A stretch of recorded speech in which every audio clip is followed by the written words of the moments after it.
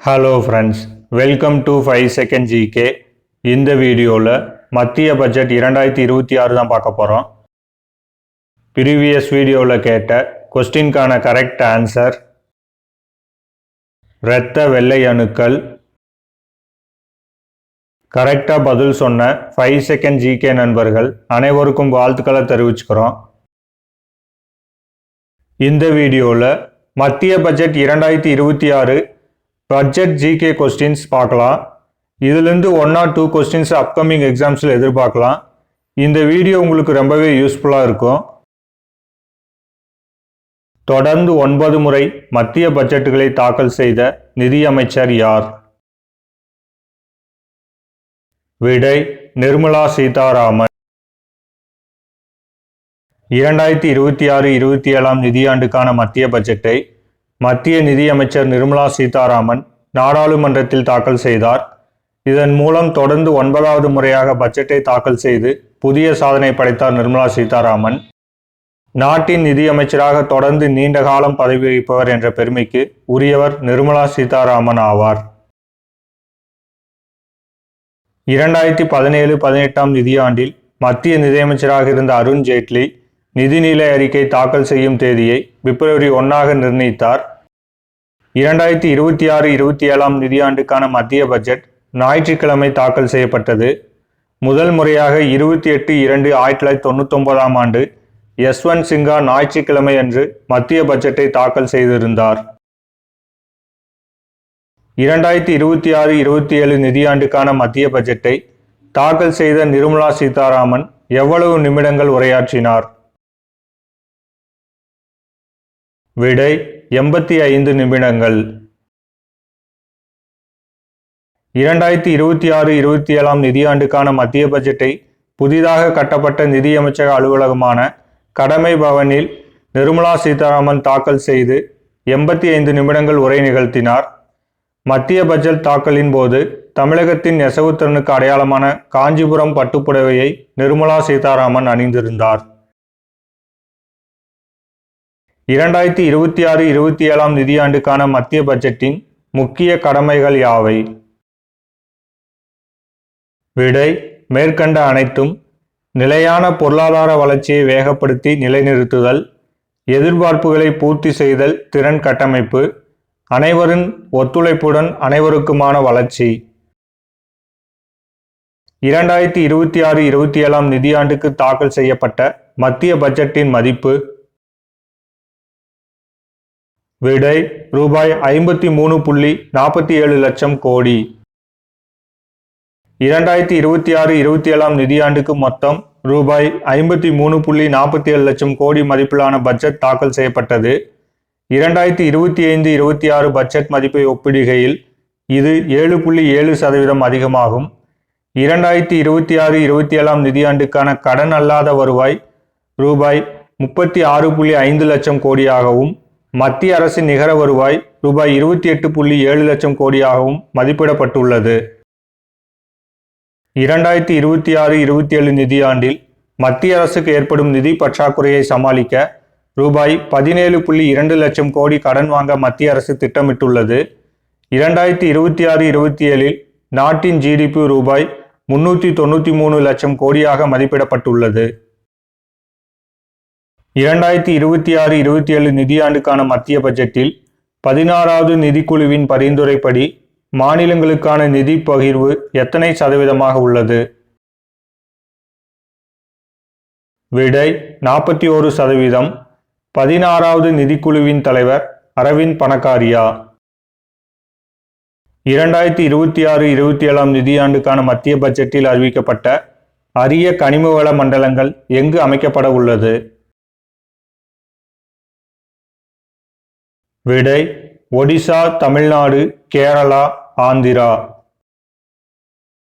தமிழ்நாடு, கேரளா, ஆந்திரா, ஒடிசா ஆகிய 4 மாநிலங்களில் அரிய வகை தாதுக்களை பிரித்தெடுத்து சுத்திகரித்து எடுத்துச் செல்லும் விதமாக தனி வழித்தடம் உருவாக்கப்பட உள்ளது. தற்போது அரிய வகை தாதுக்களுக்கு சீனா போன்ற நாடுகளை அதிகம் நம்பியிருக்கும் நிலை உள்ளது. இந்தியாவின் முதல் பட்ஜெட் எந்த ஆண்டு தாக்கல் செய்யப்பட்டது? விடை 1860ஆம் ஆண்டு. இந்தியாவின் முதல் பட்ஜெட் 7 ஏப்ரல் 1860 அன்று தாக்கல் செய்யப்பட்டது.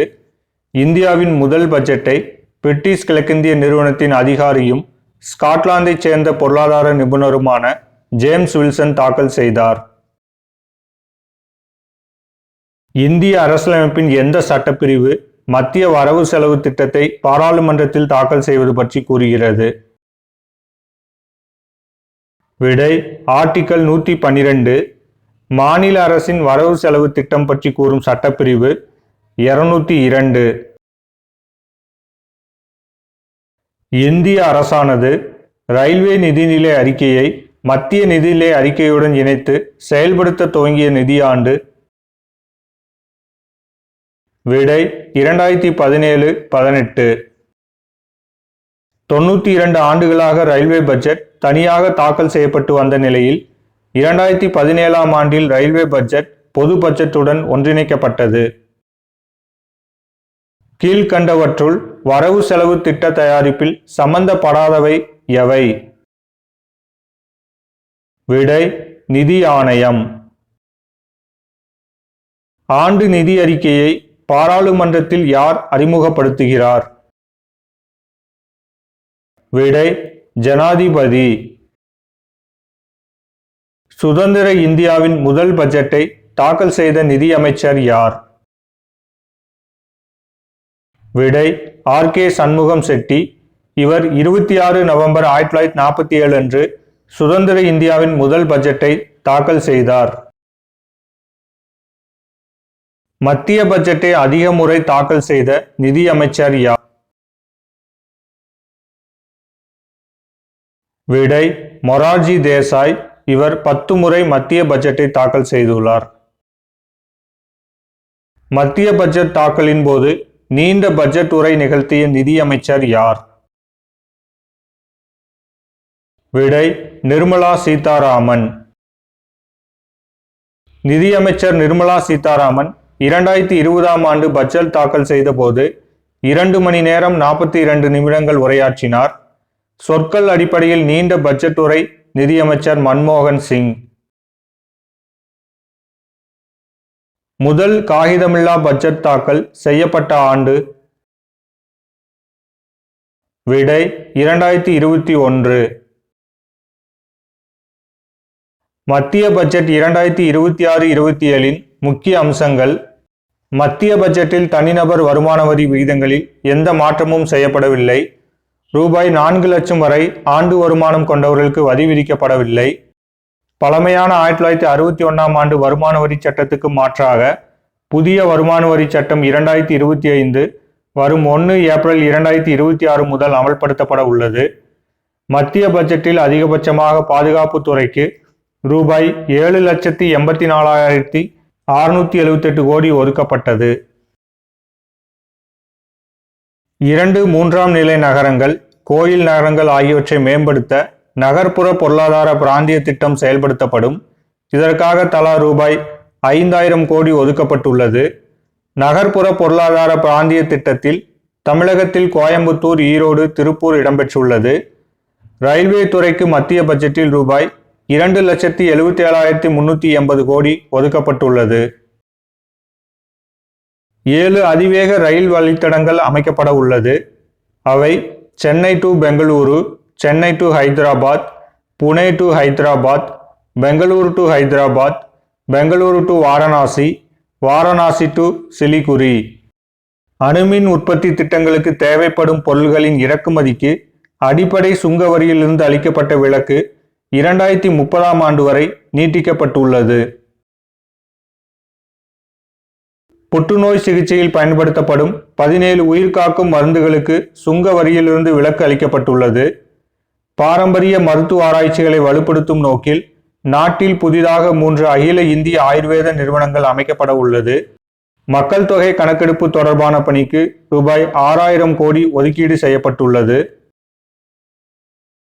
அடுத்த 5 ஆண்டுகளில் இந்தியாவை உயிரி மருந்து உற்பத்தி மையமாக உருவாக்கும் நோக்கில் ரூபாய் 10,000 கோடி மதிப்பீட்டில் பயோ பார்மா சக்தி என்ற புதிய திட்டம் பட்ஜெட்டில் அறிவிக்கப்பட்டுள்ளது. வளர்ந்த பாரத ஊரக வேலைவாய்ப்பு மற்றும் வாழ்வாதார உறுதியளிப்பு திட்டத்திற்கு மத்திய பட்ஜெட்டில் ரூபாய் 95,692.31 கோடி ஒதுக்கப்பட்டுள்ளது.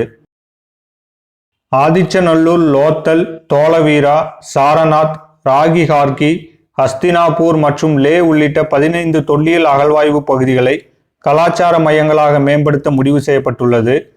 பழவேற்காடு ஏரியில் பறவைகளை பார்வையிடும் சுற்றுலாவை ஊக்குவிக்க திட்டம் செயல்படுத்தப்படும். பொதிகை மலை, இமாச்சல், ஜம்மு காஷ்மீரில் ட்ரக்கிங் சுற்றுலாவை ஊக்குவிக்க நடவடிக்கை எடுக்கப்படும். வருமானம் தொடர்பான தவறான தரவுகளை தாக்கல் செய்தால் கூடுதலாக 100% அபராதம் விதிக்கப்படும். 3 பல்கலை நகரங்கள் புதிதாக உருவாக்கப்படும். சுற்றுலாத்துறையை மேம்படுத்த தேசிய கல்வி நிறுவனம் அமைக்கப்படும். செமிகண்டக்டர் 2.0 வளர்ச்சிக்கு ரூபாய் 40,000 கோடி ஒதுக்கப்பட்டுள்ளது. மாணவிகளின் நலனுக்காக நாடு முழுவதும் உள்ள 800 மாவட்டங்களிலும் தலா ஒரு மகளிர் விடுதி கட்டப்பட உள்ளது. 16வது நிதிக்குழுவின் பரிந்துரையை ஏற்று மாநிலங்களுக்கு ரூபாய் 1.4 லட்சம் கோடி நிதி வழங்க உள்ளது. 2047க்குள் இந்திய சேவைகள் துறை பங்களிப்பை உலகளவில் 10% உயர்த்தும் நோக்கில் உயர்நிலை குழு அமைக்க முடிவு செய்யப்பட்டுள்ளது. 2026-27 நிதியாண்டுக்கான நிதி பற்றாக்குறை மொத்த உள்நாட்டு உற்பத்தியில் 4.3% இருக்கும் என கணிப்பு. இது 2025-26 நிதியாண்டில் 4.4% இருக்கும் என கணிப்பு. வெளிநாட்டு சுற்றுலா பயணத்துக்கான ஆதார வரி 2% குறைப்பு. தணிக்கை அல்லாத வணிகத்துக்கு வருமான வரி கணக்கு தாக்கல் செய்யும் கால அவகாசம் ஆகஸ்ட் 31 வரை நீட்டிப்பு. நாட்டின் உள்கட்டமைப்புக்கு ஊக்கமளிக்கும் வகையில் மேற்கு வங்க மாநிலம் தன்குனி முதல் குஜராத்தின் சூரத் நகரை இணைக்கும் புதிய பிரத்யேக சரக்கு போக்குவரத்து வழித்தடம் அமைக்கப்படும். விவசாயத்துறைக்கு தொழில்நுட்ப ரீதியாக ஊக்கமளிக்கும் வகையிலும் விவசாயிகளுக்கு உதவும் வகையிலும் AI தொழில்நுட்பம் மூலம் பாரத் விஸ்தார் திட்டம் செயல்படுத்தப்பட உள்ளது. பெண்களை உரிமையாளர்களாக மாற்றும் வகையில் ஸ்ரீமார்ட் திட்டம் அமல்படுத்தப்படும். இந்த திட்டத்தின் கீழ் பெண்கள் சில்லறை வியாபார கடைகளை தொடங்கலாம். ஆரஞ்சு பொருளாதாரத்தை ஊக்குவிக்க நாடு முழுவதும் 15,000 பள்ளிகள் மற்றும் 500 கல்லூரிகளில் அனிமேஷன் ஆய்வகங்கள் அமைக்கப்பட உள்ளது. முந்திரி மற்றும் கொக்கோ உற்பத்தியை 2030 ஆண்டுக்குள் அதிகரிக்க திட்டம் கொண்டு வரப்படும். காதி, கைத்தறி மற்றும் கைவினைப் பொருட்கள் துறையில் சீர்திருத்தம் கொண்டுவர மகாத்மா காந்தி கிராம ஸ்வராஜ் திட்டம் அறிமுகப்படுத்தப்படும். கடல் விமான போக்குவரத்து திட்டம் அறிமுகப்படுத்தப்படும். நண்பர்களுக்கான கேள்வி: மத்திய பட்ஜெட்டை தாக்கல் செய்த முதல் பெண் யார்? ஆன்சரை கமெண்ட்ல சொல்லுங்க. இந்த வீடியோ உங்களுக்கு பிடிச்சிருந்துச்சுன்னா உங்க ஃப்ரெண்ட்ஸ் அண்ட் ரிலேட்டிவ்க்கு ஷேர் பண்ணுங்க. தேங்க்ஸ் ஃபார் வாட்சிங்.